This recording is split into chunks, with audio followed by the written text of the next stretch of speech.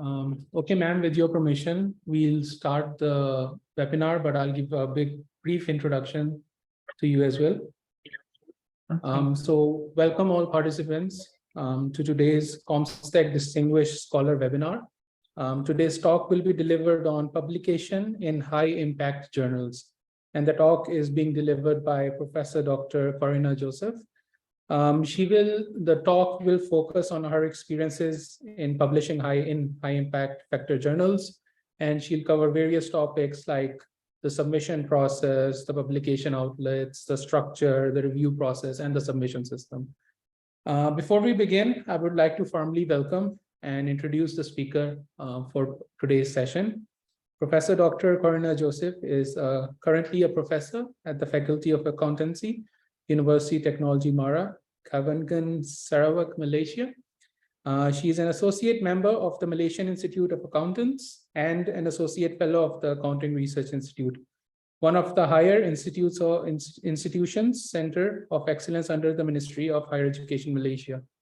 Her research interests are in corporate social responsibility and sustainability, corporate governance, public sector accounting, and financial criminology. Her works have been published in reputable journals, such as the Journal of Business Ethics and Journal of Cleaner Production. She has received numerous national and international awards relating to her publication work throughout her 27 years of service at UITM. We are honored to have her as a Comstech Distinguished Scholar, and we are looking forward to her talk today on publication in high impact journals. So over to you, Professor. Okay. Thank you very much, Mr. Hasib. Can you hear my voice? Yes, it's clear. All right. Okay. So it is a pleasure to accept the invitation to deliver my topic on publication in high impact journal. So when Mr. Hasib first contacted me on the areas that I would like to share, so I asked myself, what expertise that I actually wanted to share. So since I have been invited to share the same topic in Indonesia, in Malaysia, and also at my universities, so I'm here today to present to you all publication in high impact journals from the social science point of view. Yeah. So this will be the areas that I will cover for my today's presentation. And as the academicians, and I believe we have academicians, the faculty members, the postgraduate students, writing can be a very challenging activity. And nowadays, it is quite difficult to be accepted in the reputable journals. So, and as we all know that publishing is also a business. So all the journals are looking forward to receive the high quality publications from the senders or from the authors like us. And this would definitely have pressures on us as the faculty members and also for the postgraduate students. And in most universities in the world, the aspect of promotions have emphasized on the needs to publish, especially in the high impact factor journals. And during the interview promotions, one of the questions that normally being asked is, what is your Scopus hash index or Google Scholars hash index? Yeah, and for the postgraduate students as well, some universities in my country actually enforce on the publication of 1 or 2 articles, yeah, depending on the area of disciplines. Yeah. So before we actually can relate to the publication, we have to remember that the research aspect is the important criteria. Okay? All of us need to undertake the quality research. And with that quality research, then only we can submit our paper to the quality journals or publication outlets. So when we talk about a good research, okay, there are a few steps that we need to undertake. Before I proceed, I would like to emphasize that some of my slides are also taken from few blogs and also publishing companies' slides. Yeah, so you may have seen some of my slides, okay, from other avenues. So when we talk about the good research, okay, it is very important for us to determine the research interest. Okay, apart from doing something that we have passion or interest, we have to look at actually the areas which are getting attention from all the journals. Yeah, so we have to spend a little bit more time to select the topics that are actually well accepted and sustainable. Yeah. Then after we have actually select the research area, so we have to actually connect it to the growing field of research. Okay, this is something like when we embark into our PhD. Okay, we have to think ahead of what will be the topics which will be sustainable for the next few years. Yeah, then only we can start with reading the text. Okay, after we have some ideas on the research interest that we want to proceed on, then we conduct the research, we share the findings and presents and try to get feedback. And one of them is by attending the conference. And then only after we have all these processes, after all we have the research outcomes, then we can consider the publication. So what actually the materials that we can publish, okay? Among others, we can actually publish new and original results or methods, okay? So I am actually having passionate in reporting studies or disclosure studies. And one of the area that I am having passion is to develop the disclosure index. So when I develop the index, so this can be considered as methodological paper. So far, there are few of my papers and my students' papers that have been published in Scopus. And also, one of the area which is getting more popular nowadays is review and the summary of a particular subject. Okay, so this is where a systematic review comes in, or narrative review paper comes in. This is actually very useful when we start our PhD journey. Okay, when we are trying to identify the gaps that we can advance from the previous research. So one way of doing this is by doing the systematic review paper. And I've seen that a lot of high impact factor journals publish the systematic review paper.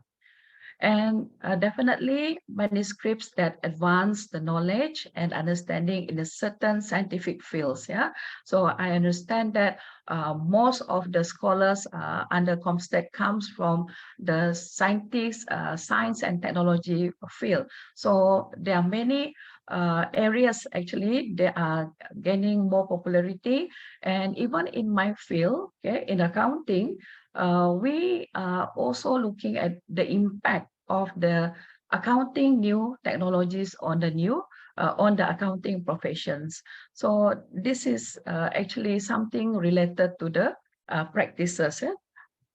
Then, of course, issues such as climate change, poverty, culture, and heritage preservations.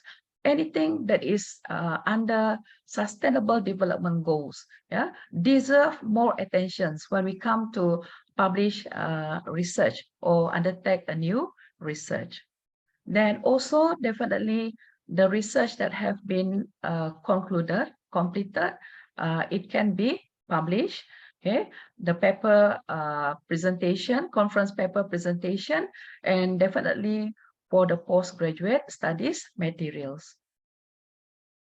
Okay, so as we mentioned just now, before we are thinking of a new research topic, it is worth to look at the contents from the high impact journals. I publish a few articles in Journal of Cleaner Production. Yeah, although I'm from accounting background, okay, but my PhD was on sustainability reporting. So it is very much related to the SDG and also sustainability. So please have some time to look at the content of the journals that you wish to submit.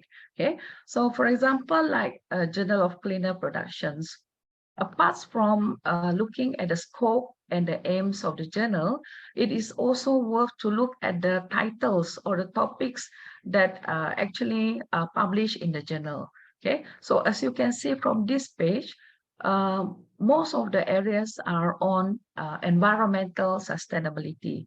Yeah, something to do with the carbon footprint, yeah, carbon emissions and all that, yeah, and try to connect it to your research area. So this is one of the ways that I follow when I first started with my first research paper.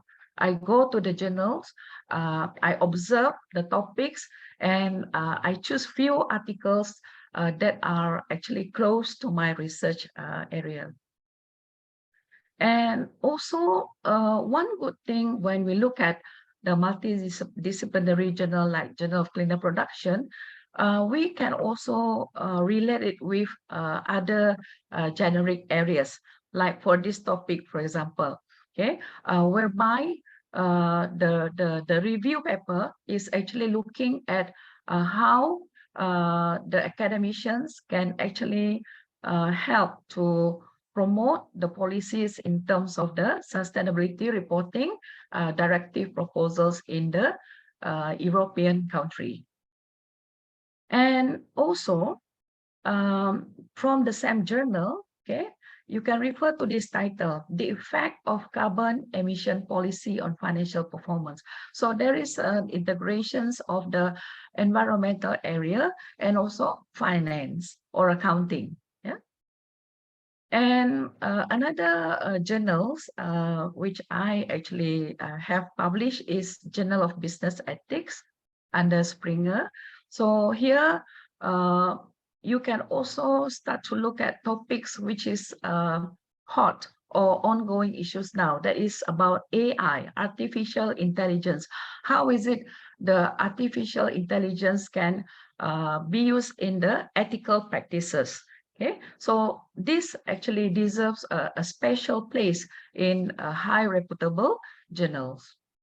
And also anything to do with sustainable development goals. Okay, so one of the area also is related to stakeholders engagement, which is very important in the reporting process. So this is the examples that actually all of us can refer to when we are looking for the suitable topic for our research that can help us in our publication. And again, something to do with ethics and corporate governance. Yeah, these are the areas that actually deserves more attention nowadays, and especially when we read something about digitizations. Yeah, so what is the ethical practices that actually affect this digitization process? Okay, so when submitting to the journal, it is very important for us to know who are the main people behind the publication process. Okay, there are the editors and also reviewers. So when we write our paper, we have to think of them. What actually are the do's and the don'ts that we have to pay attention to when we submit the paper? Okay, because we have to remember the editors, okay, and reviewers are not being paid.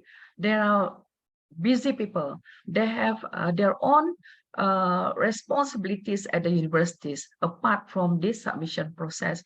So they have the very right actually to reject our paper if our paper is not up to the quality or the standard. Yeah. So when we talk about publishing in high impact factor journals, it is important for us to know the indexation. Maybe some of you are already aware about this. Yeah. So the top one are normally referring to the Web of Science and Scopus. Yeah. These are the two key performance indicators in my countries, and especially on the Web of Science. Yeah. So when we want to identify the journals that have impact factor, we need to refer to the journal citation reports in the Web of Science. Yeah. And in my area, the social science area, or the business or management, okay, it is important for us to look at the journals indexed by social science citation index. So most of the comstech scholars that are from the science and technology, okay, they will refer to the journals that is actually indexed by SCI, the Science Citation Index. Yeah. So when we define the Q1, okay, tiers under the Web of Science, okay. So when we talk about tier 1, it is referring to the number 1 until the 24th percentile in the world. Okay, the top 25th journals in the world. So that's how actually we define the Q1 journal. So how exactly we need to identify the high impact factor journals in the Web of Science? Yeah. So there are a few ways actually. Yeah.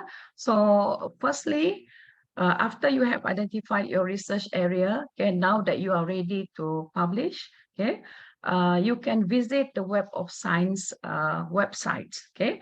And as you can see in my slides here, I'm using my library, okay, the university library. So that's where you can find the university URL there. Okay, so you can follow the same process when you do your own rehearsal later on. So in here, okay, what I need to do is to click documents, yeah, to click the documents, and then go to the top right menu under Master Journal List. Master Journal List here. Then from the master journal list, type the journals that I want to submit to. So in my case, I know that I want to submit to Journal of Business Ethics because one of my areas of specialization is on financial criminology. So this is one of the publication outlets that I can choose.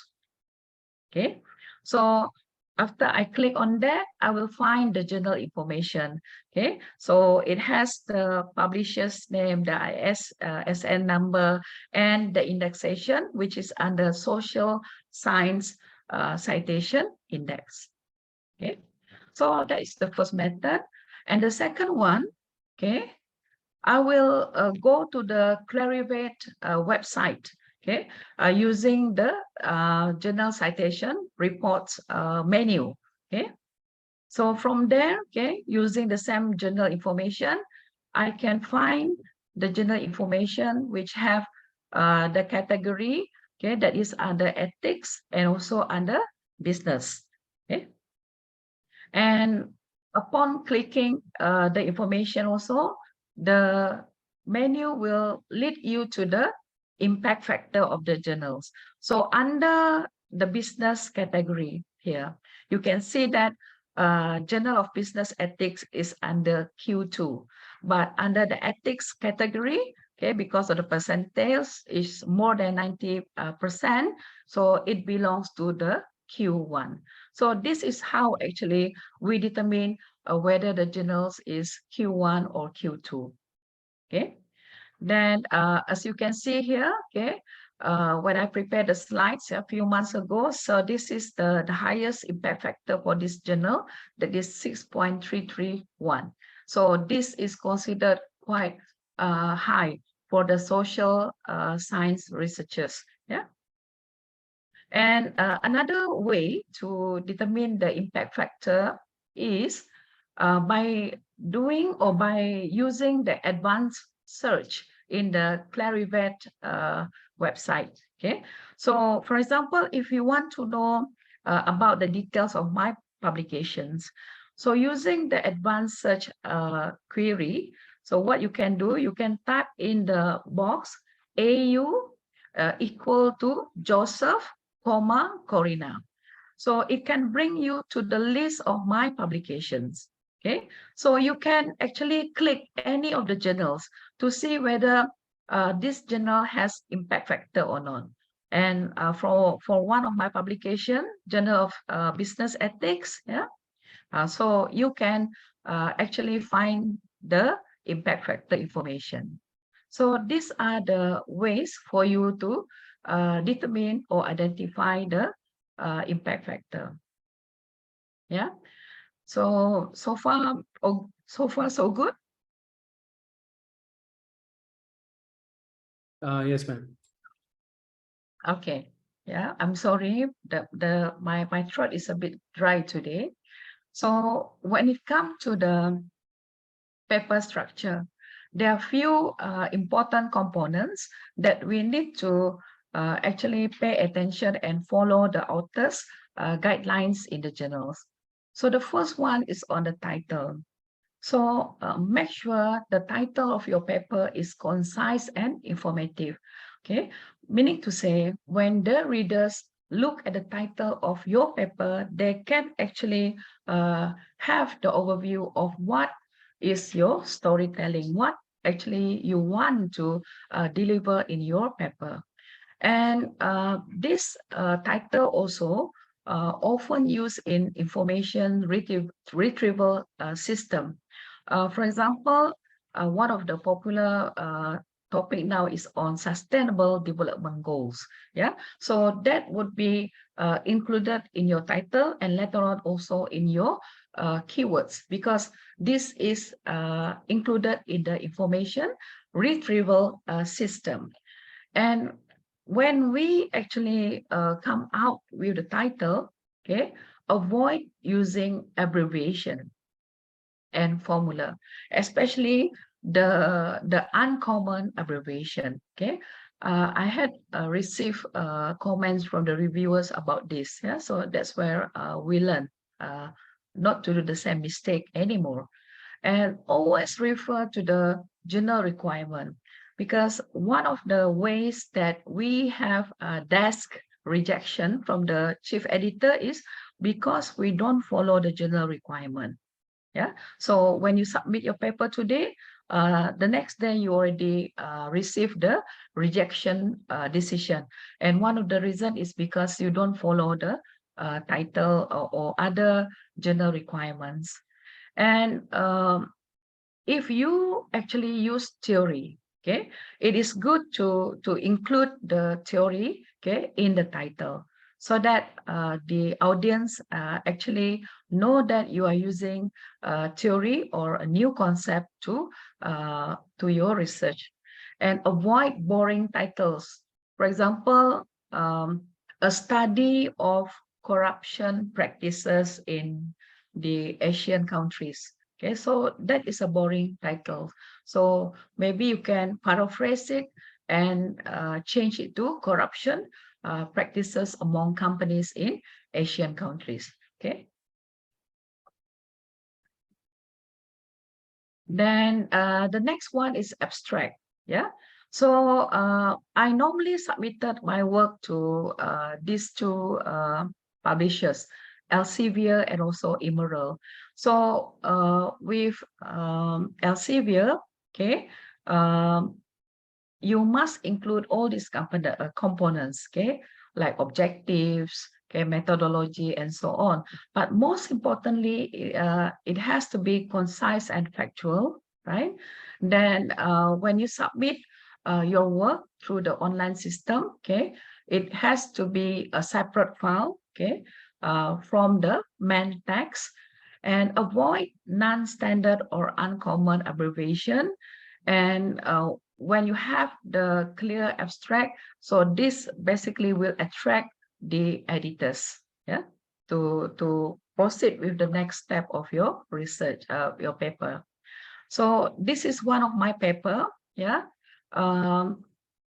realizing sustainable development goals via online integrity framework disclosure, evidence from Malaysian and Indonesian local authorities.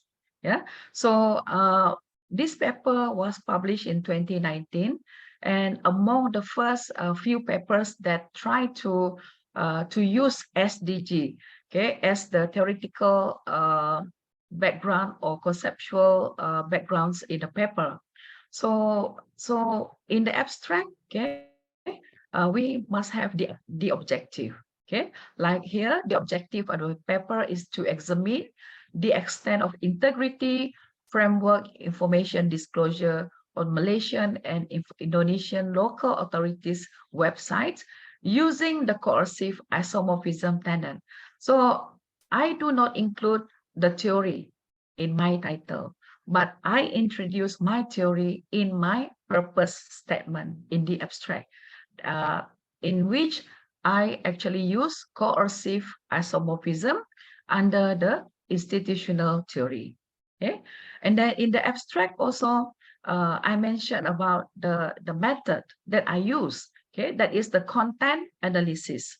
Okay, whether the integrity framework information exists or not on the websites.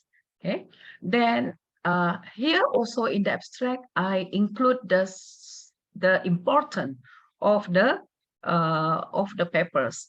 Yeah, so I mentioned that the main finding is Indonesian is better than Malaysia, right, in terms of disclosure. And I also include in terms of the results, how actually it is better in terms of the number of items relating to integrity information. Yeah. And then also in the abstract, I mentioned how this paper actually provide implication. So one of them is I mentioned that this paper would be able to assist the regulatory and also policy makers. Okay, so this is how actually the requirement of a paper, okay, accepted in the Q1, okay, in a journal published under Elsevier. Okay, and if we submit paper to Emerald, okay, they require the authors to produce or to use the structured abstract, which have a few elements, okay, like the purpose of the paper, okay, the methodology of the paper, okay, findings, okay, so please only include the major findings, the research limitations or implications, okay, the practical implications, if you have, okay, if you have your findings that can actually suggest how to help the industry, how to help the sector, how to help the policy makers, and so on. So this would be under practical implications. And for the social implications, okay, this normally relates to how actually the finding of your studies can actually give benefits to the people, to the society at large, okay, to promote the society values, okay, to promote the ethical values, and so on. And the selling point that you have to pay more attention to is in terms of the originality and the value. What is actually the newness, the uniqueness of your paper, okay, as compared to the previous work in the same field. Okay, so each of these actually you have to fill it in the box, okay, in the online submission system. And normally there is a limit in terms of the words, number of words for all these elements. Normally they will only request you to include 100 words for all these individual elements. Yeah. So this is one of my examples of the paper published in Emerald Journal. Yeah, now it is a Q1 ranked by SchemaGo, yeah? Social Responsibility Journal. And then for the Elsevier Journal, okay, Another unique requirement that is actually requested by Elsevier is by having highlights. Okay, highlights, and this is mandatory for the all Elsevier journal. So what we have in the highlight here is the short collection of bullets point that convey the core findings of the article. Excuse me. Yeah, and this highlight also must be submitted, okay, separately from the main file in the online submission system. Okay, so we have separate file for abstract, we have separate file for the main article, and also we have separate file for the highlights. Yeah, so we have to name the files as highlights and include 3 to 5 bullet points with a maximum number of 85 characters. Yeah, so this include the space for the bullet points. So this is what I refer to as the highlights. Okay, so meaning to say, when we actually submit to this journal, yeah, we have to follow strictly the requirement of the journals, and we have to carefully select what are the important points that we can include in the highlights. Okay, so it cannot be too many actually. So each of the bullets, it requires 85 characters. So we have to count it individually, yeah, including the space. And there's here is also another one of my paper published in Journal of Cleaner Production. Okay, and the next one in the structure is the keywords. Okay, so after the abstract, we will provide the keywords. Again, we have to be careful, okay, in selecting the keywords that we want to include. Yeah, so please avoid the irrelevant concepts like and, of, and so on. Yeah, then only include the popular or established abbreviations. For example, when we want to do a paper on CSR, so CSR is commonly used, so therefore it can become the abbreviation. Yeah. So now we go on to the content of the paper itself. Yeah, the first one is the introduction. Okay, to state the objective of the work and provide an adequate background, avoiding a detailed literature survey. So when we talk about introduction, this is one of the important sections in the paper. Okay, you cannot actually write too excessively. So we have to be actually clear on the motivations of the paper. Why is that the topic is very important? So that is what we call as purpose statement, right? Then if we have actually have previous work related to the present paper, okay, it is also worth mentioning, okay, on the main paper that we refer to, and we have to actually highlight how is it the paper differ from the previous work. And in this introduction section, it is also important to start with the broad perspective of the area that we are doing, okay, before we go specifically to the specific topic. Yeah, then only we go to the setting that we are investigating. Okay, for example, when I did a paper on my integrity framework disclosure, okay, I will talk about the subject matter first, okay, and what actually happened in the global arena. Then only I move on to the specific research setting, okay. And in this section also, it is good to actually introduce why the study or the paper is important. Okay, so we can actually highlight okay, or indicate, okay, this paper is important for the following reasons, 1, 2, 3, and so on. Yeah. And do not use any stronger words like novel, first time, first ever, and so on. Yeah. So it can actually annoy the reviewer. And in terms of the way you want to introduce to the following sections in the paper, so it is good to actually mention how the paper is being organized.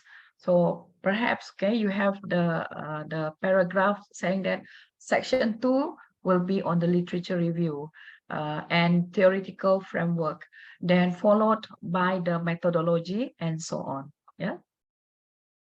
So concerning my paper just now on the realizing sustainability, sustainable development goals on website using the integrity framework. So I started my paper by introduce the SDG goals. Okay, what is SDG goals?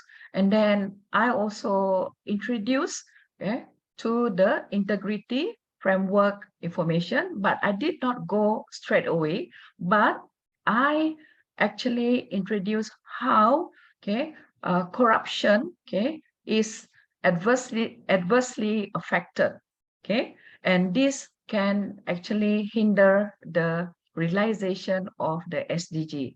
So this is how I started my introduction section. So the flow of thoughts are very important, or what we call as storytelling. Yeah. Then I also refer to my previous work, Joseph et al. 2017, just to highlight to the readers that, okay, I had done something earlier. Okay, so now I am actually continuing from the previous work. Okay, then also since I try to relate the subject matter with SDG number 16, so I also actually include all the SDG 16 indicators that I use in the paper. Okay, so this is how actually the readers, the reviewers can see the connections in the concepts that I use in the paper. Okay, the next section is on literature review. Yeah, when we write literature review, okay, it is good actually to categorize the review into several themes. If you do not have any heading, okay, or subheadings in the paper, so it will look very lengthy, yeah, very lengthy and unstructured. So what I normally do is that I group them into several themes, okay, and then it's very important to quote the paper that we follow, okay, when we write, and also always provide justifications. How is it your present work differ from the previous work? Okay. Then one of the areas that the editors are looking for is to look at the citation, up-to-date citation. Okay, I'm sure most of you have heard of this. So when, let's say, we are submitting our paper this year, 2023, so make sure most of our papers are from 2020 onwards up to now. Okay, and do not cite our own work. Yeah, it doesn't look good actually. And other than our own good, everything has to be reference. Okay. And based on my experience, yeah, in submitting to these Q1 journals, I normally use theoretical framework. There must be a theoretical framework that actually explain, okay, your work, okay, that support your results and discussions. Okay, so when we talk about theoretical framework, okay, and when we want to develop the hypothesis, okay, when we are trying to examine the relationships among the variables in the paper, so we have to make sure that this theory section actually must guide okay, the next stage of the paper writing, okay, not actually to continue on from the earlier introductions and literature review sections, yeah, and the theory should be strongly used to develop the hypothesis, yeah. And as for the methodology, yeah, it has to be detailed, robust, okay, because we have to make sure that our work later on can be reproduced, can be replicated by the future research. And also try to relate the methodology to the objectives that we intend to achieve, yeah. And if we have some modifications to the steps in the methodology section, it is good actually to justify why certain steps are differ, okay, due to certain circumstances. Yeah, and normally when it comes to writing the methodology section, it is very straightforward. Yeah. And the results and discussion section, yeah, nowadays we actually combine both results and discussions together, mainly because each journal, okay, they have the limitation in terms of the number of words, yeah, so you cannot actually copy and paste from your thesis and then immediately submit it to the journal. Okay, so we have to actually paraphrase and write as concise and precise as possible. Yeah. Then when we actually doing the results and discussions, they have to go along together. Yeah. And it is very important for us to relate back the results and discussion to the theory and the literature that we have done in the earlier section. Okay. So this is the example of my paper. Yeah. So here I try to explain why actually the disclosure levels are high or low in both countries. So I relate this to the coercive factors in the institutional theory, which have been explained in the earlier section. Okay. So it's very important to connect back to the theory in the results and discussion. And as for the conclusion, okay, make sure you have indicated that you have answered the objective of the question. And if you have a research question, you have to mention that you have actually achieved the research, answered the research question. And it is very important to explain here how actually the works contribute to the body of knowledge. And try to be humble, okay? Humble in the sense that, okay, we cannot state that our research or our paper is perfect. Okay, so be prepared to write 1 or 2 lines of sentences highlighting the limitations of our paper. So for example, in my paper, since I normally use the content analysis techniques in the data collection procedures, so in the limitation sections, I normally highlight the limitation of content analysis as very subjective and can lead to bias. But you don't stop there. We have to mention that how actually we counter that limitation. So normally in the content analysis, we mention that we have iterator coder in order to improve the reliability and the validity of the findings and the data. And for a high value paper, okay, make sure that we have implications, okay, at least for the policy, the industry, the professional body, and also the theory. And please provide suggestions for future research. Okay, so this is the example of my conclusion section in my integrity framework paper. So I recap back the objective of the paper, And also I refer to the research questions, okay, in the paper. Okay, how did I answer both research questions? Okay, so apart from the content of the paper, okay, it is very important to look at references. Okay, pay more attention to this reference management. Okay, nowadays it's very easy because we have a system like EndNotes and all that to help us, yeah, to make sure that the in-text citation is actually tally with the reference. Yeah, and it is quite annoying, yeah, when the reviewer found out that there are so many omissions in the reference and also in text citation, and this would give the bad impression to the authors themselves.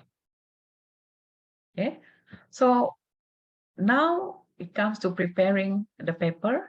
Okay, number one is the format. Okay, avoid desk rejection by referring to the author's guideline. Okay, and also it is important for us to select the appropriate journal. Yeah, and that is where we need to read the scope and the aims of the journal. Okay, the word length, number of words, and so on. And also, okay, do the plagiarism check, okay, yourself. The journal may do it again, okay, but as a precaution measure, before submitting to the journal, we have to run our own plagiarism check. Okay, and as for the grammar and language, this is the common problems among the non-speak English speaking natives. Yeah, so it is very important for us to invest in the proofreading services. Yeah, so the journals, the editors, the reviewers, they're very particular about the grammatical and language errors. And based on one of the readings that I have, okay, between 30% to 50% of the article submitted to Elsevier are rejected, okay, due to these language problems. Okay, so when preparing a paper, okay, clarity is very important.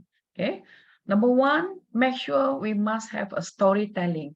So this needs to be focused in the introduction sections. The way we actually trying to bring the attentions of the readers to our work. Okay, how does it start? For example, like in my paper just now. Okay, what is actually the bad effect of corruptions? Yeah, that can actually hinder the attainment of the sustainable development goals. Yeah, so there must be a storytelling. Write complete sentences, use punctuation properly, tenses, and all that. So all these problems, okay, for us that are not from the English speaking country, okay, we can refer to the proof reading services. Yeah, avoid too many abbreviations, okay, and do not write a small or too long paragraph.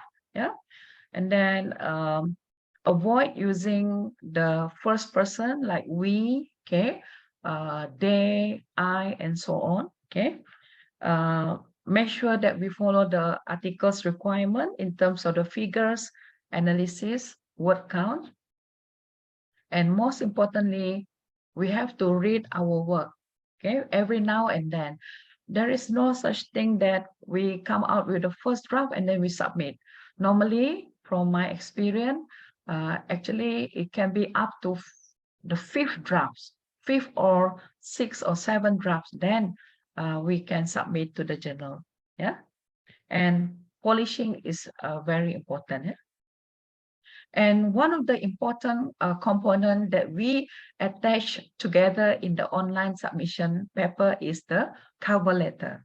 Okay, cover letter to the editor, right? So this is good in a way that it provides the opportunity to convince editors, okay, that the work is worth reviewing. Okay, as we discussed earlier on, editors and reviewers are busy people. So from this cover letter, it can actually help to communicate that our work is original, new, interesting, and so on from this cover letter. Okay, outline the main themes of the paper. Okay, and then highlight how this paper is novel or unique. Okay, and then if we can, we justify why is this finding is relevant to the journals. Okay, do not write too long. Okay, half a page will do. And also we can mention in the letter that we have actually get few people to look at our work. Yeah, and also there are tips, yeah, in this letter that we can highlight to the editor, that we confirm that this manuscript has not been published elsewhere and is not under consideration by another journal. Okay, and all authors have approved the manuscript and agreed with the submission. Okay. And what are the common pitfalls when it comes to the rejections? Yeah. Normally we submit to the wrong journal. Mainly we misunderstand the scopes and the aims of the journal. And then due to the poor quality of the study design, lack of discussion, yeah, insignificant conclusions, right? Poor response to reviews, yeah. Just to share one of the experience that I have, yeah. One of the paper actually obtained major revision. Okay, so I revised the paper. We revised the paper. Then after revising the paper, we received minor revision. Definitely, we are very positive that we will get accepted. But when the third decision came in, it was rejected. So it was very disheartening, actually. Yeah. So we cannot really tell what actually went wrong, but yeah, from the process, logically, when we actually have done our responses to the reviewers in the major correction, and the reviewers agree. So when it comes to minor revision, there shouldn't be any problem. But it turned out to be a rejection. Yeah. So there are a lot of bitterness actually when it comes to publications. Yeah. And also improper formatting of the paper, yeah, grammatical errors, yeah, very short relevant reference list, yeah, then do not provide any requirement as requested by the journal, like Elsevier just now, yeah. We have to submit the highlights, we have to submit the graphical diagram and so on. So we have to fulfill all the requirements. Yeah. Cover letter is not included or wrongly addressed to other journals. This can be quite shameful, yeah? Because it shows that we are not detailed and we are not meticulous, and we do not check the content of the cover letter. Incomplete literature and limited in scope. Yeah. So it's very important also to understand the review process. Yeah. So there are few questions that normally the editors will consider. Okay. Number one, how good is the issue in this paper? So as I mentioned just now, publishing is a business game. Yeah. So every journals are actually looking for the papers that can welcoming many citations. Okay, so that's why it is very important to consider the good research topic. It is the important is the issue or area of study being addressed. Yeah, is the research design appropriate? Yeah, is the analysis is appropriate?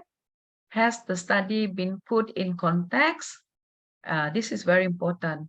Whether or not the paper is original, is the paper interesting? Okay, and will it be read or cited? Okay, so it goes back to the research that we do. Okay, if we do something which is not an interest to any journals, so it's not worth it to publish. Yeah. So what happened if our papers got rejected? I still got many rejections. Never give up, submit to the next journal. Yeah. So we just have to accept that this is part of the game. Yeah. And what is my publication strategy? Based on my observations and experience, few of my Q1 papers that have been published, we have actually have international collaborator. So I have colleagues in Indonesia, and we have the international data set because we actually compare the findings from both countries.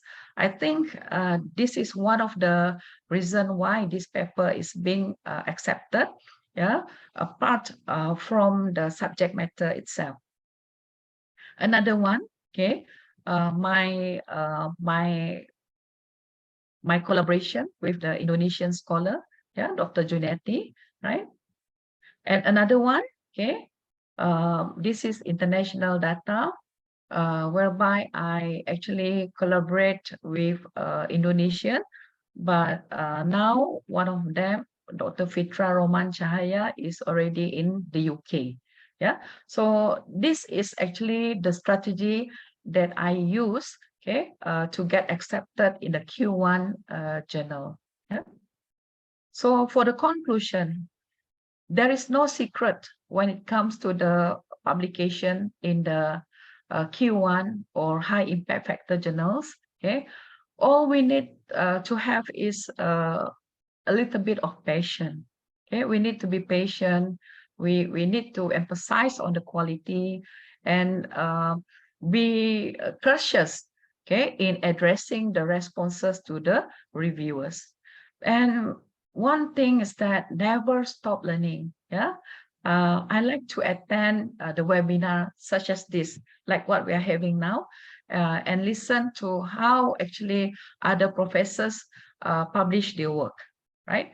And another tip is always refer to the latest publication in the journal that you intend to submit. So that basically will give you an idea on how to be accepted in that particular journal. So with that, I thank you for your attention.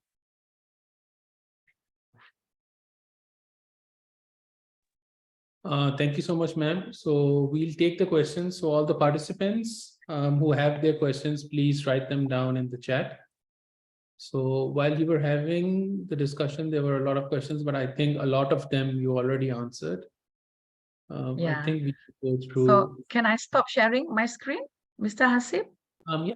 Yes, that's fine. Yeah. Okay. All right. There you go. Yeah. So we'll have a look. Any question?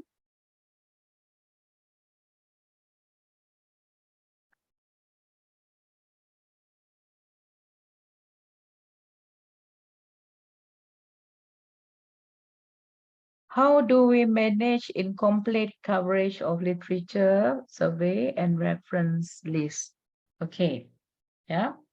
So it goes back to your title, okay? Let's say if you want to look at the descriptive studies like what I'm doing. Yeah? Most of my papers are descriptive studies. So it's just look at the literature that talks about the concepts that have been used, right? But if you are actually doing the inferential study, you try to look at the relationship between the independent variables and variable. So your literature review at least must cover the dependent variable, the independent variables, okay, the theory. These are the crucial areas that you have to include in your literature review, okay? There's another one which says how to find format of a paper that should be followed for submission. Yeah, good question. So actually, okay, if you already have identified the target journal, okay, always refer to the journal website and look at their author's guideline. Normally, they will come out with the template, okay, the template that you should follow. That is one way. And another way is to look at the format of the recent papers that published in that particular journal. So in that way, actually, you can actually fulfill the requirement of the journal submission. Yeah.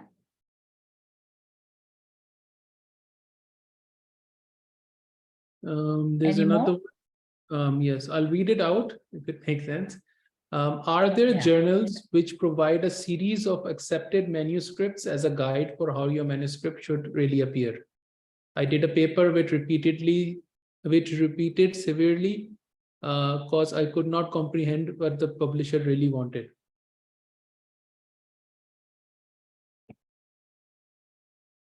Maybe you can you please repeat that question Sure, again, sure. Mr. Hasib? Are there journals which provide a series of accepted manuscripts as a guide for how your manuscript should really appear? Oh, it is quite rare actually. It is us, the researcher, that should actually observe and follow the requirement. Okay, that's why, okay, from the beginning, okay, it is worth to spend a little bit of the time to look at the journals. Okay, take a few papers from that journal and observe how actually the patterns of the papers look like. Okay, and from there you try to put in your context in your paper. Okay, so in terms of the specific, okay, guideline, there is none actually. Yeah, but I have come across one particular journal that is on online review. Okay, you can check that journal under Emerald. It stated clearly that the journal did not accept any review paper. So meaning to say, okay, the journal only accept the paper that actually requires some empirical testing. Okay, so any literature review, bibliometric analysis will not be accepted of that paper. That is why it is very important for us to go back to the scope and the aims of the paper, of the journals. Yeah. There's another question. It says, which advice do you give to junior researchers who do not have financial capacity to publish in high impact journals, but they do publish in other journals to learn through the whole experience of how to avoid plagiarism and reviewer comments and so on? Yeah. Okay. When we submit online, yeah, when we submit online, the journal submission online system will ask you whether or not you want to have open access or not. Meaning to say, once you publish and everyone can have access to your paper. Otherwise, the researchers have to go through the library and contact the researchers themselves. So I need to be frank with you. For all my high impact factor journals, I never pay any single ringgit Malaysia or any dollar and cents. Yeah, because I do not choose the open access. So there's a way to go about that actually. But the problem with the regular submission, okay, is that maybe the publication will take quite some time. But if you actually ask me whether I pay or not on in the submission, I never so far submit, okay, or use my own pocket money to publish in this paid journal. Yeah. Ma'am, there's another question. How to write an effective novelty statement? Okay. Before you can come out of that novelty statement, it is very important for you to do some critical analysis on the study or on the subject area. Okay, so find few articles that have examined on the same subject matter. And then from that analysis, okay, you highlight how did your paper actually differ from the past work. Okay, so normally we use the sentence like there is a limited study, okay, that have explored the relationship between X and Y. Or you can mention that the past studies have actually used this theory, agency theory, to explore the relationship. But there is limited study that have used this particular theory. So that's where you want to come out with the motivations of the study. Okay, so it comes actually with a package. Okay, you must be very clear of what actually the past research have done and how you can actually proceed with the previous studies work. Yeah. There's one which says, how can one find an appropriate journal to publish a specific article? Okay, there are few actually ways. Yeah, so you can actually go to the individual publisher. For example, like Elsevier. Okay, Elsevier, there is a column, there is a menu in Elsevier saying that find journal. So what you can do is that you copy paste your abstract, okay, to that menu, to that box, and it actually identify that for you. So that is under Elsevier, if I'm not mistaken. Like Emerald, you can also type in your research area, for example, like sustainability. So it can also helps to find the journal for you. And another one is you can go to Scimago, SCIMAGO. You can type the areas that you are doing, for example, sustainability. So it can actually list down the names of the journals that you can potentially submit. So there are a few ways. You go to the publisher themselves, okay, all these established publisher, and also you can go to Scimago website. Yeah. There's one question that says, can you explain by example how a cover letter should look like? Oh, I wish I have it actually here in my slides. Okay, I do have in other slides. So normally you start with we are pleased to submit, okay, this paper, the title, to be considered in the journals. This paper is unique because of something. Then you mentioned that we confirm that this paper is not being considered by publication. Three important sentences will do. Firstly, you introduce your paper. Secondly, you introduce how is it your paper is unique and worth being considered.